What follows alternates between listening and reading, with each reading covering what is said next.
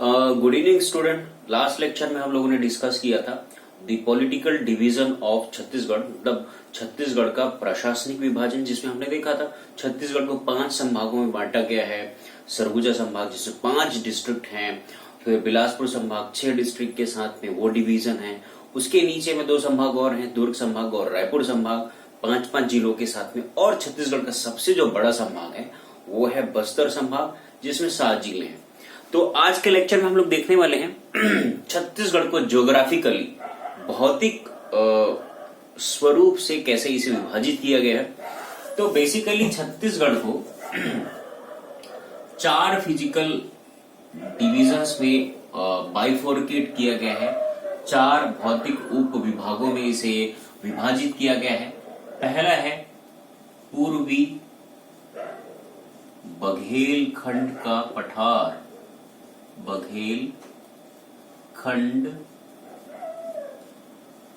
का पठार, जिसका जो कुल एरिया है वो है 21,863 स्क्वायर किलोमीटर। फिर जो सेकंड डिवीजन है, सेकंड सब डिवीजन है छत्तीसगढ़ का, दूसरा जो छत्तीसगढ़ का भौतिक उप विभाग है उसका नाम है जशपुर सामरी पाट प्रदेश। और इसका जो टोटल एरिया है, कुल जो क्षेत्रफल है वो है 6208 स्क्वायर किलोमीटर। फिर तीसरा जो छत्तीसगढ़ का भौतिक उप विभाग है, फिजिकल सब डिवीजन है, वो है आपका छत्तीसगढ़ का मैदान। छत्तीसगढ़ का मैदान, या इसे हम कह सकते हैं महानदी बेसिन, महानदी बेसिन, जिसका जो कुल विस्तार है वो छत्तीसगढ़ के लगभग आधे से ज्यादा क्षेत्र में है। और इसका जो टोटल एरिया है वो है 68064 स्क्वायर किलोमीटर। और चौथा जो उप विभाग है छत्तीसगढ़ का फिजिकल सब डिवीजन है वो है दंडकारण्य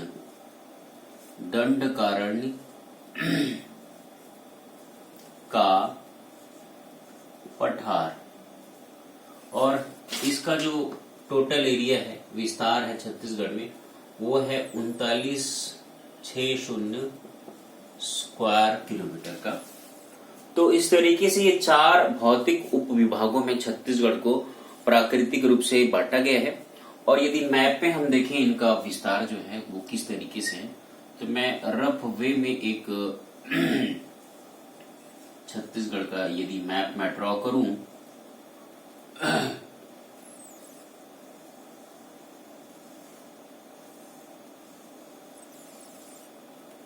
कुछ इस तरीके से, तो ये सपोज आपका छत्तीसगढ़ का मैप है, वो पूरा प्राकृतिक भौतिक एरिया है।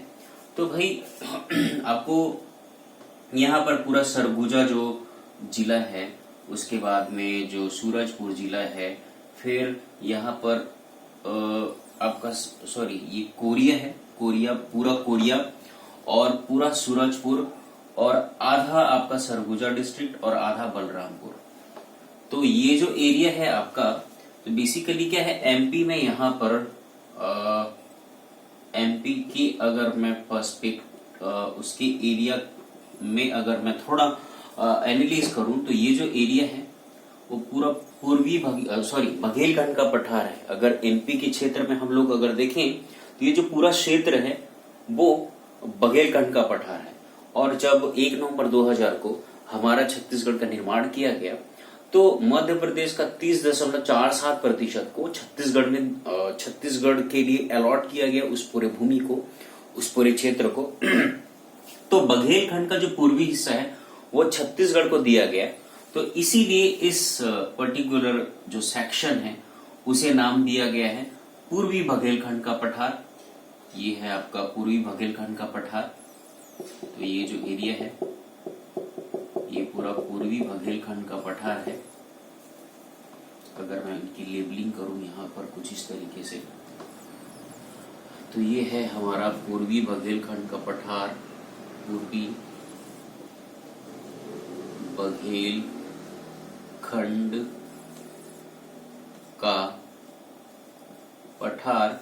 और यदि इसका जो टोटल एरिया है मैंने यहाँ मेंशन किया है 21,863 वर्ग किलोमीटर, यदि उसे मैं परसेंटेज में कन्वर्ट करूं तो वो छत्तीसगढ़ के टोटल 16.16% एरिया है। अगर हम ये पूर्वी बघेलखंड का जो पठार है वो छत्तीसगढ़ के क्षेत्रफल से यदि हम तुलना करें तो उस टोटल छत्तीसगढ़ के क्षेत्रफल का ये पूर्वी बघेलखंड का जो पठार है वो 16.16% है।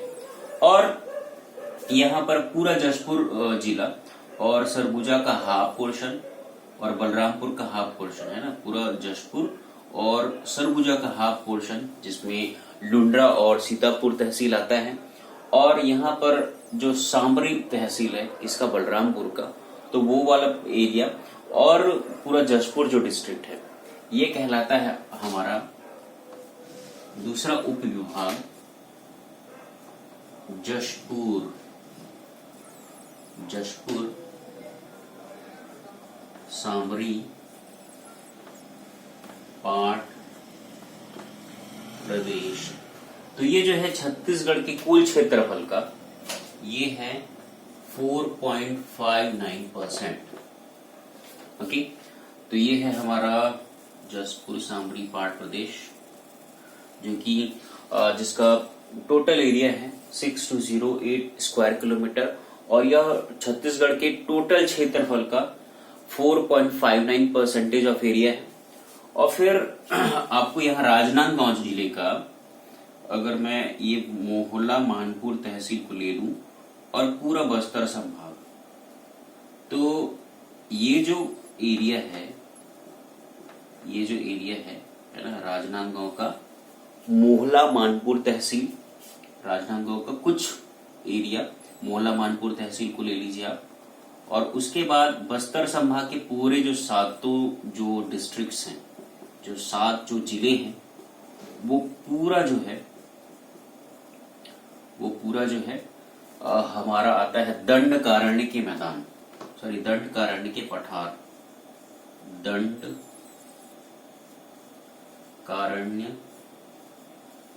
पठार के अंतर्गत। और यह छत्तीसगढ़ के कुल क्षेत्रफल का ये है 28.91%। ठीक है, यदि हम लोग, और यह जो दंडकारण्य का पठार है यहाँ साउथ में, अगर इंडिया के पर्सपेक्टिव में हम बात करें तो यहाँ पर ये पूरे क्षेत्र में तेलंगाना का पठार है ना, ये जो पठारी एरिया है नीचे में, यहाँ पर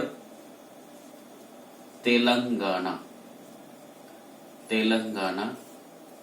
का पठार है। तो उस तेलंगाना पठार का पोर्शन जो छत्तीसगढ़ में हमें मिला है वो कहलाता है दंडकारण्य का पठार।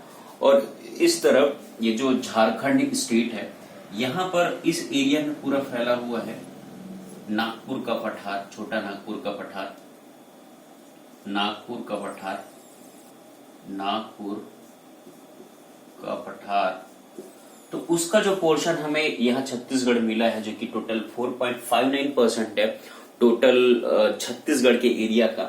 तो ये जो पोर्शन है, ये जो सब डिवीजन है छत्तीसगढ़ का, यह कहलाता है जशपुर सांबरी पाट प्रदेश। और यहाँ एमपी के बघेलखंड का पठार है ना, एमपी के बघेलखंड के पठार का जो हिस्सा हमें छत्तीसगढ़ में प्राप्त हुआ है उसे बोलते हैं पूर्वी बघेलखंड का पठार। और ये जो आप मध्य में देख रहे हैं छत्तीसगढ़ के मध्य में, तो ये पूरा एरिया कहलाता है छत्तीसगढ़ का मैदान या तो महानदी बेसिन, जो कि ये आपका छत्तीसगढ़ का मैदान या इसी को ही हम लोग बोलते हैं महानदी बेसिन। महानदी बेसिन जो छत्तीसगढ़ के टोटल है ना एरिया का 50.34% एरिया को कवर करती है। तो ये हो गया छत्तीसगढ़ के जो 4 प्रमुख उप विभाग हैं या फिजिकल डिवीजन है छत्तीसगढ़ के, है ना। पहला है पूर्वी बघेलखंड का पठार, जिसे मध्य प्रदेश के बघेलखंड के पठार का जो हिस्सा है, जो कि बेसिकली यहाँ पूरा कोरिया डिस्ट्रिक्ट को कवर करती है, पूरा सूरजपुर डिस्ट्रिक्ट को कवर करती है। सरगुजा का हाफ जो पोर्शन है ना, वहां पर आपको लुंड्रा और सीतापुर जो तहसील है उसको छोड़ करके सरगुजा का पूरा एरिया, और यहाँ पर बलरामपुर का एक सामरी तहसील है उसको छोड़ करके ये जो पूरा जो पोर्शन है ये कहलाता है हमारा पूर्वी बघेलखंड का पठार। इसे पूर्वी बघेलखंड का पठार क्यों कहते हैं? क्योंकि एमपी में फैला हुआ है, एमपी में विस्तार है बघेलखंड का पठार। उसका जो जब छत्तीसगढ़ बना 1 नवंबर 2000 को, उसका पूर्वी हिस्सा, ये देखिए भाई, this is north and this is south, this is east and this is west. तो यहाँ पर यदि बघेलखंड का पठार है एमपी में, तो उसका पूर्वी हिस्सा को हमें दिया गया 1 नवंबर 2000 को। तो उसे, चूंकि वो बघेलखंड के पठार का पूर्वी हिस्सा है, इसीलिए उसे पूर्वी बघेलखंड का पठार कहा जा रहा है। और यहाँ झारखंड स्टेट में यहाँ फैला हुआ है नागपुर का पठार, तो उसका जो कुछ एरिया है वो हमारे छत्तीसगढ़ में वो कवर होता है, वो हमारे छत्तीसगढ़ में वो आता है। तो उस एरिया को बोलते हैं जसपुर सामरी पाट प्रदेश, और जो कि छत्तीसगढ़ के कुल एरिया का ये 4.59% है। और फिर ये जो मध्य है ना, छत्तीसगढ़ का जो मिडिल है, जो सेंट्रल एरिया है, ये कहलाता है, क्योंकि यहाँ पर महानदी एक नदी है जो धमतरी के सिहावा पर्वत से निकलती है, उसी का ही यहाँ पर बहाव है और उसी से मैदान बना हुआ है, मैदानी इलाका है यहाँ पर, और उसकी और कई अन्य सहायक नदियां हैं, हम देखेंगे।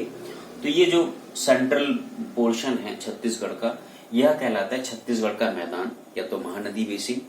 और ये जो छत्तीसगढ़ का जो साउथ पोर्शन है, जो दक्षिण का जो क्षेत्र है, मैंने आपको बताया कि अगर इंडिया के रेस्पेक्ट में देखें तो यहाँ छत्तीसगढ़ की साउथ में है तेलंगाना का पठार, और उसी तेलंगाना का पठार जो हमारी छत्तीसगढ़ में हमें मिला हुआ है, उसी को ही हम लोग बोलते हैं दंडकारण्य पठार। और इसका विस्तार कहाँ तक है? अगर राजनांदगांव जिले में जो मोहला मानपुर तहसील वाला क्षेत्र है, उसको मिला करके पूरे बस्तर जो संभाग है, बस्तर जो डिवीजन है, उसके 7 जिलों तक में यह दंडकारण्य का पठार है। और यहाँ पर आप जो है ना, आप सूरजपुर को छोड़ दीजिए और कोरिया को छोड़ दीजिए, और यहाँ सरगुजा जसपुर से नीचे में जितने भी जिले हैं, है ना, कौन कौन से जिले होंगे भाई? यहाँ पर कोरबा, जांजगीर चांपा, गौरेला, पेंड्रा मरवाही, बिलासपुर, मुंगेली, और फिर इधर रायगढ़, और फिर इधर अगर मैं दुर्ग संभाग की बात करूं तो उसमें आ जाता है आपका कवर्धा, राजनांदगांव में 2 जो मोहला मानपुर तहसील है उसे छोड़ दीजिए, क्योंकि वो दंडकारण्य पठार में आ जाता है। और इधर बेमेतरा हो गया, दुर्ग हो गया, बालोद हो गया, है ना, आपको बलौदा बाजार हो गया, बलौदा बाजार के नीचे में आपका रायपुर हो गया, धमतरी हो गया, गरियाबंद, महासमुंद, ये पूरा जो जिलों से घिरा हुआ जो क्षेत्र है वो आता है आपके छत्तीसगढ़ के मैदान वाले एरिया में। तो हम एक एक उप विभाग को बहुत ही गहराई से अगले वीडियो में पढ़ने वाले हैं। बाकी आज के लेक्चर में हम इतना ही जानते हैं कि छत्तीसगढ़ को फिजिकली या प्राकृतिक रूप से 4 उप विभागों में बांटा गया है, 4 सब डिविजन्स में बाइफोर्केट किया गया है। पूर्वी बघेलखंड का पठार, जसपुर सामरी पाट प्रदेश, छत्तीसगढ़ का मैदान या महानदी बेसिन, और दंडकारण्य का पठार। तो आप इतना चीज अपने दिमाग में रखें, और हम छत्तीसगढ़ शुरू कर लिए हैं। मैंने पिछले जो प्रशासनिक विभाजन है ना, जो पॉलिटिकल डिवीजन है छत्तीसगढ़ का, उसमें आप लोगों को मैंने बताया था कि कैसे मैप ड्रॉ करेंगे हम, और कैसे सारे डिस्ट्रिक्ट को हम प्लॉट करेंगे, वो हम अच्छे सीखेंगे, प्रैक्टिस करेंगे, तब ही आगे के लेक्चर बड़े अच्छे से समझ में आने वाला है। Thank you very much.